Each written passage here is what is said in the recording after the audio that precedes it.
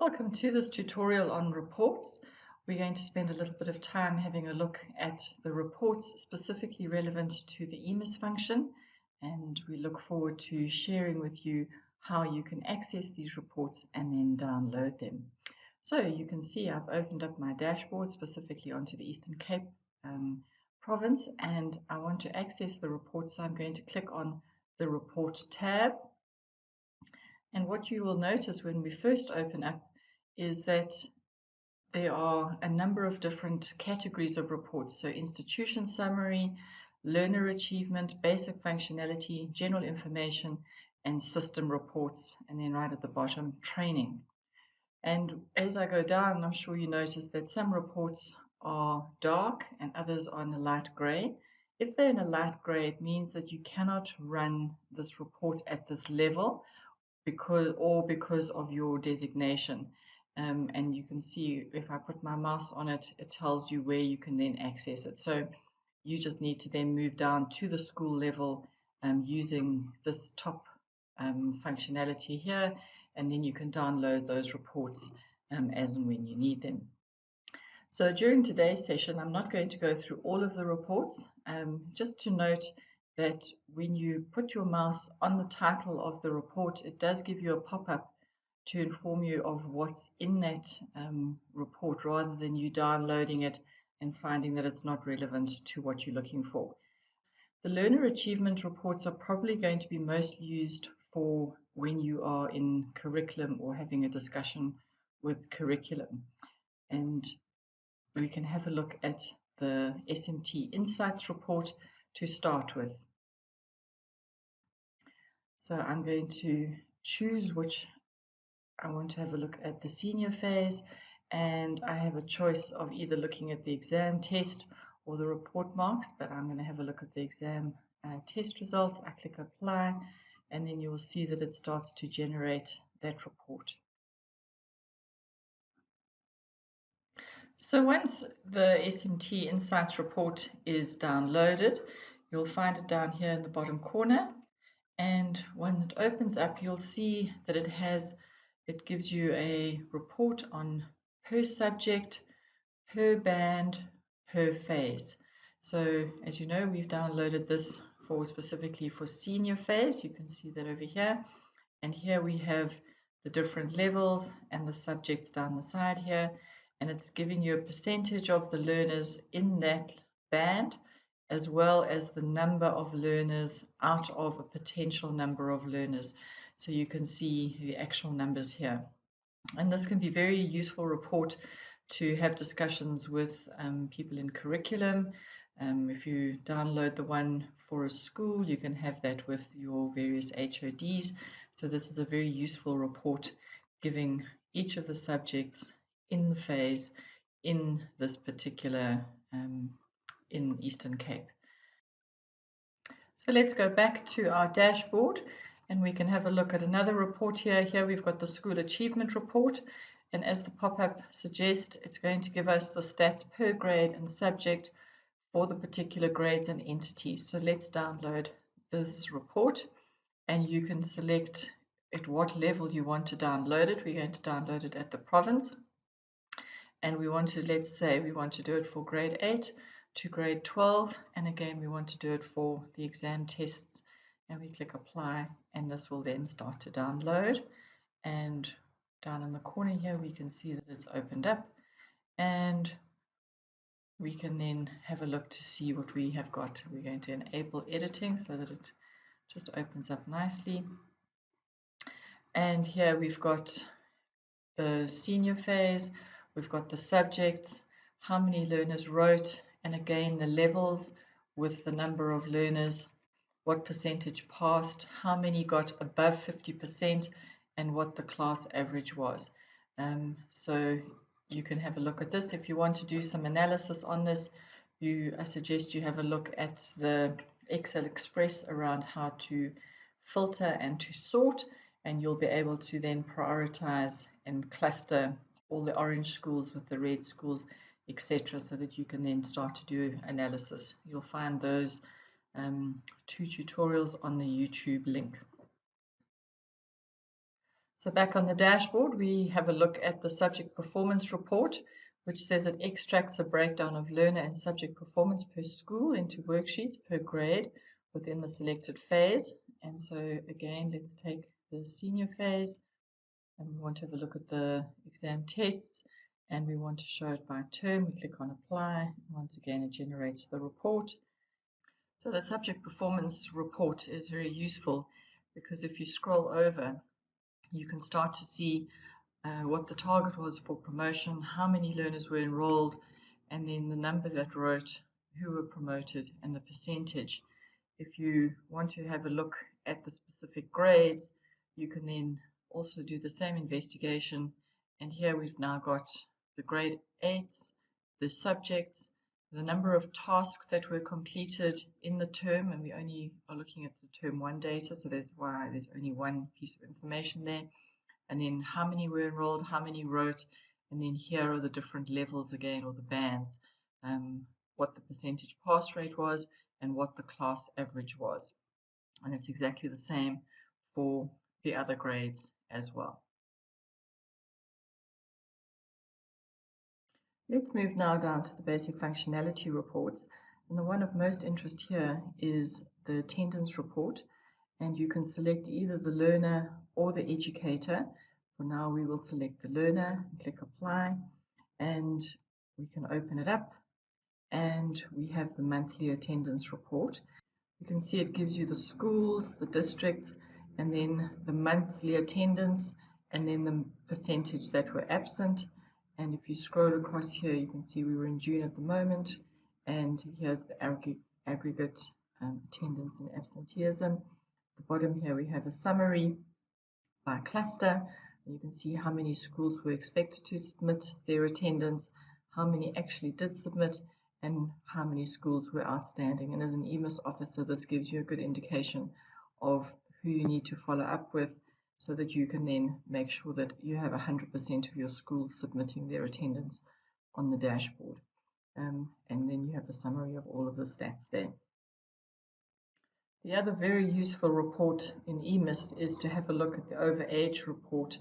This is going to tell you how many learners are overage in each of the schools. And so depending on what you choose, you can select how many years behind. But let's start by having a look at, say, 8 years behind, and we click on apply.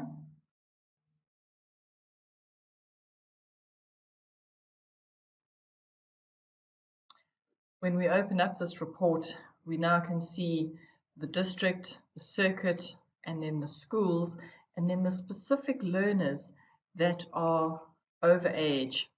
And you can see here we've got a problem. Here's a grade R student who's apparently 105 years old. And we just know that that's inaccurate data.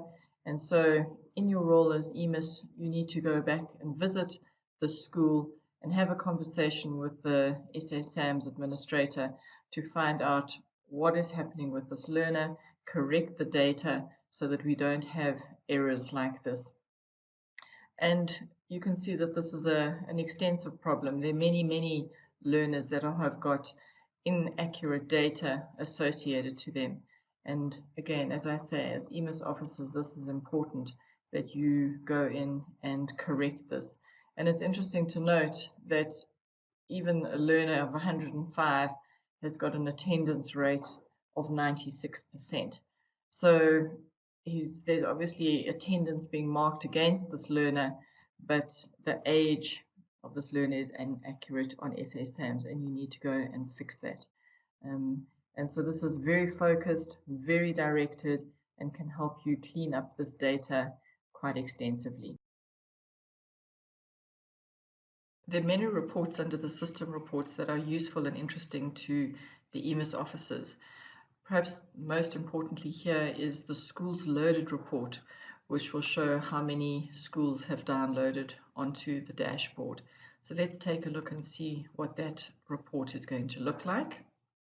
The schools loaded report will give you when schools submitted, when they then did an update, and then the process date, how many schools, the learner count, the total of SA SAM schools, the previous date submission, the current, schools not loaded. We go across here, the average data quality, and then where they are specifically. So this enables you as an EMIS officer to really have a finger on the pulse about how many schools are uploading and what's on both your warehouse as well as on the dashboard. Let's have a look at the heat extract report, and this is going to show you the submissions, which is important for you as EMIS officers, and you can include the non-SASAM schools.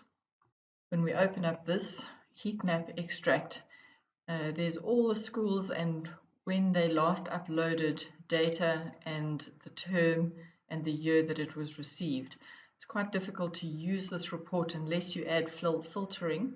So if you click on row 2 and highlight the headings and you click on data and filter, you will then put in a filter here, and we can then say we want to select those schools that have never submitted, and here you now get a list of the schools that have never submitted.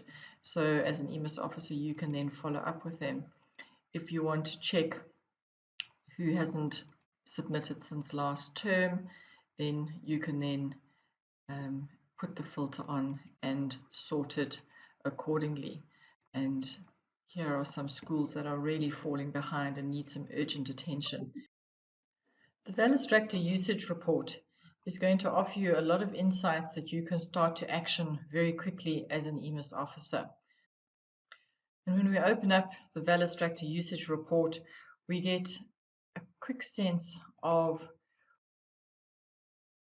who's on the dashboard, when they last used the Valistractor, the data quality, the time between usage, the quality increase, and the version of SASAMs that they're using. So if you want to sort this quality increase so that you can have more information, you can again highlight the heading, click on data, click on filter, and let's move across to this data increase. And if we just deselect all, and I'm going to just out of interest have who has got a decrease of 70%, we can have a quick snapshot to see that these are the schools that need attention quickly because their data quality is slipping very urgently. If we have a look at the summary page, and come back here, again, we're seeing who's on the dashboard, their last interim submission, first date used, last date used, the total run count, and the quality, and the last quality and which version that they are using. Previews, there's no data there. Non-usage, we can see that these are the schools that are not using the Valistractor for some reason, and it's worth now going and investigating and working with these schools to get them using the Valistractor so that they can then upload their data more effectively. And then issues, Valistractor unknown schools. Here's a list of schools that the Valistractor does not recognize. Valistractor schools not found in the hierarchy. Valistractor schools not yet active, so we don't have any there. And Valistractor schools with hierarchy that's expired. So again, these are schools that allow you to go and work with them specifically and ascertain what the problems are and rectify those problems. The last report I want to show you is this entity user extract report. And this is going to help you with your DDD management. And if we select here, we can say include linked users. So we want that and click apply. Opening this up, the first page tells you quite a lot of information, which is interesting. Number of entities, number of schools, how many schools have loaded, and the number with users. And you can see this is at a cluster level, and as you go down, it goes down to circuit, etc., etc. So you can have a look at that. But this is really what I want to show you, because here we have the entity user report with no users linked. So these are the schools here that have got data on the dashboard, but they don't have username and passwords for the dashboard. So at this stage, these schools are still having to rely on SA SAMS to pull their reports and to use data directly from SA SAMS. So these schools don't have the insights generated by the dashboard.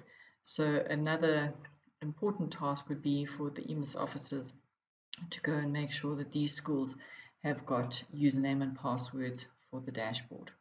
And this brings us to the end of this tutorial, which I hope has given you some insights into the different types of reports that are available and useful to EMIS, and doesn't stop you, those ones that I haven't actually shown you, doesn't stop you from actually downloading them and exploring what's in them.